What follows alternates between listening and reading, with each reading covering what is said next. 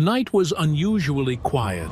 A cold breeze blew in from the Atlas Mountains, carrying with it the scent of burning wood from the neighbors' houses, while the sound of goats returning to their pen mingled with the laughter of children in the dusty courtyard. I sat beside my husband, Hussein, sipping tea after a simple dinner of bread, oil, and olives. Yasin, our young son, was running around us laughing, lifting his eyes to the sky to count the stars, as he did every night. I said to him with a smile, "Look, Yasin, the moon is full tonight. It will watch over us while we sleep." Hussein replied, pulling his cloak tighter around his shoulders, "The night in the mountains is safe, Fatima, and the land here is loyal. It never betrays its people." I smiled, unaware that the land, on that very night, was preparing to prove us all wrong. At exactly 11:11 p.m., a sound thundered, like a distant rumble rising from beneath the earth. At first, I thought it was a truck passing along the dirt road, but the noise grew louder, the air changed, and the house began to shake, as if something enormous were trying to claw its way out of the ground. I screamed, "Hussein, take Yasin!" But he had no time to do anything. In a single moment, everything collapsed. The light went out, the walls fell, and the sound vanished. All that remained was darkness, and the smell of earth soaked with fear. I woke up to something choking me. It was not air, but thick dust slipping into my chest, like smoke, and a rough hand trying to push the stones away from my face. I could see nothing, only absolute darkness, and a broken, intermittent moan coming from a place I could not identify. I tried to move, but my body was buried up to my shoulders. I stretched out my hand, feeling my way through the darkness, and found something warm beside me, the fabric of Hussein's cloak. I cried out, "Hussein, can you hear me?" His voice reached me faint, hoarse, as if coming from his final breath. "I'm here. Don't be afraid, Fatima. Be strong. Hold on." I tried to move more, and felt something stiff beneath my hand. Yasin's small hand. It was cold, still, unmoving. I wanted to scream, but my voice shattered inside my chest. My tears poured down in silence, and I began to murmur the prayers my mother had taught me. "O Lord, O Protector, O Ever-Living, O Sustainer." All sounds outside were completely absent, as if the entire world had stopped. No birds, no wind, no barking dogs, only a heavy silence, like a grave. Minutes passed, or hours, I do not know. Then I heard a distant voice, as if someone were calling from behind a mountain. "Is there anyone alive? Whoever hears us, answer!" In that moment, I knew that I was still alive. I gathered what remained of myself and screamed with all the pain inside me. "Here! We are here!" Hope rose from the rubble. The sound of approaching footsteps, men shouting, and the clang of pickaxes striking stone. I felt a cold breath of air slip through the cracks, and I wept. I wept as though I had been born again. But before the first hand reached us, Hussein whispered his final words to me. "If you make it out, give my salam to Yasin. Tell him his father was a man who was not afraid." Then his voice fell silent forever, and I emerged alone from the wreckage, as though stepping out of a grave that had not yet been sealed. When I emerged from beneath the rubble, I no longer knew whether what lay before me was a city or the ruins of an old dream. Everything was ash. The walls, the faces, even the sky looked pale, as if it had burned with us. I walked among the stones with unsteady steps, stumbling over torn clothes, hearing screams rise from every corner, the voices of the living who had returned from death, the smell of dust mixed with the smell of blood, stinging my nose and tightening my chest. 2 soldiers from the Royal Guard passed by in a battered vehicle, calling out through a loudspeaker, "Calm down! Anyone still alive? Head to the old schoolyard." But how can I leave this place? My home is here. My children are here. Yasin is here. I ran searching for him among the bodies, among blankets, among screams. Every small face I saw, I thought it was his. Every silence I heard, I took for his death. Then, in a moment, I saw his school notebook among the rubble, dusty pages, damp with tears, written in his childish handwriting.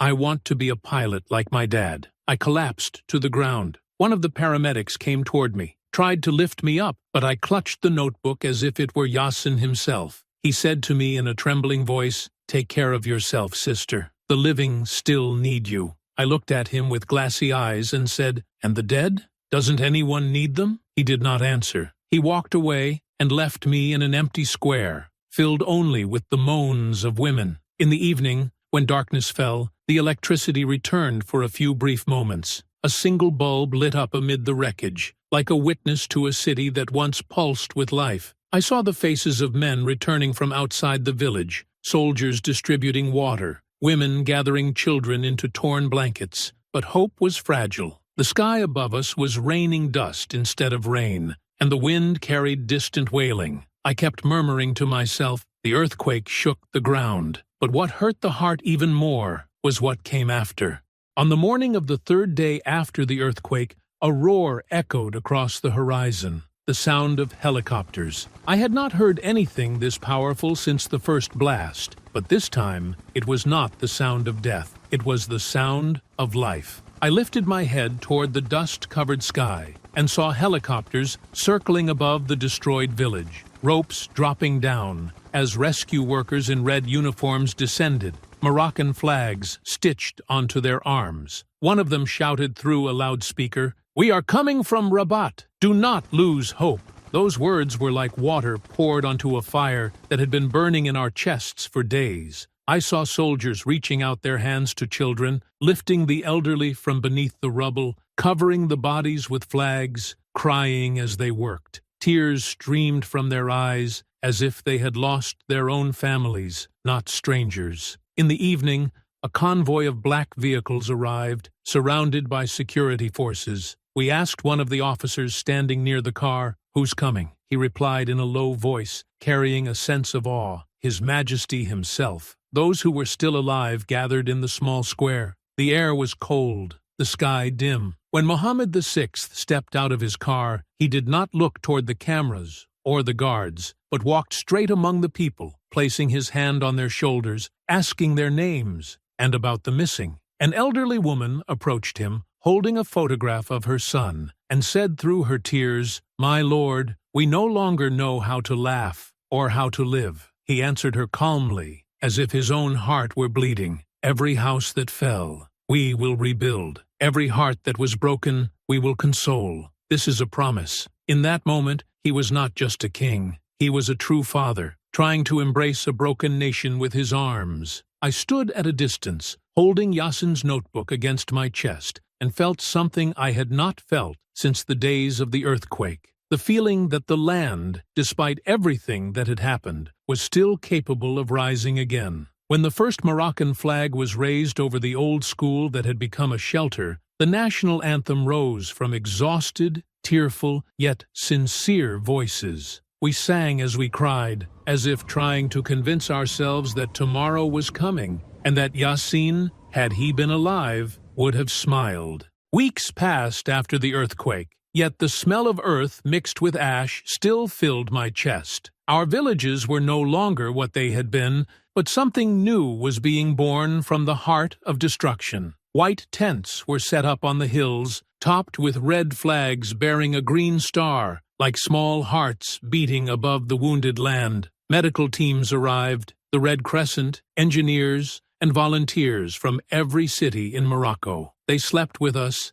ate with us, and wept with us, and almost every day we saw the king return, wearing a simple coat, walking among the people without barriers. He checked on the children, sat with the elders, and told them, "We will not leave you alone. You are the roots from which we rise." Schools began to be rebuilt, field hospitals opened their doors, and the small village turned into a workshop of hope that never slept. We heard that the state had announced the Great Reconstruction program, and that engineers were working on plans for earthquake-resistant villages that would never collapse again. Every evening I sat in front of the tent, gazing at the horizon where my old village had vanished, and murmured, "Even if the walls fall, the place I love will remain in my heart." One sunny day, a soldier came to me carrying a small box. He opened it before me and said with a gentle smile, "We found this among the rubble." Yassin's name was written on it. It was the notebook I had lost on the night of the earthquake. My eyes filled with tears, as if Yassin had sent me a message from the sky saying, "Mom,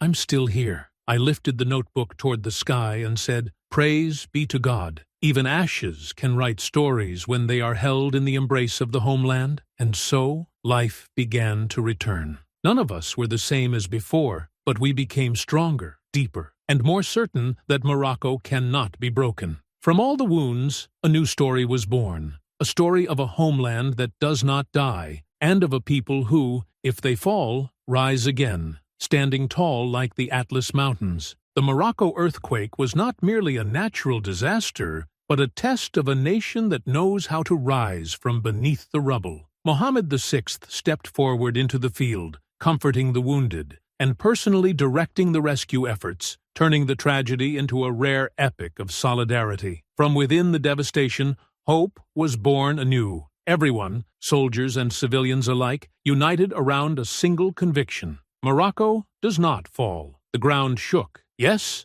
but hearts remained steadfast, as has always been this nation's destiny, to fall briefly, only to rise greater than before.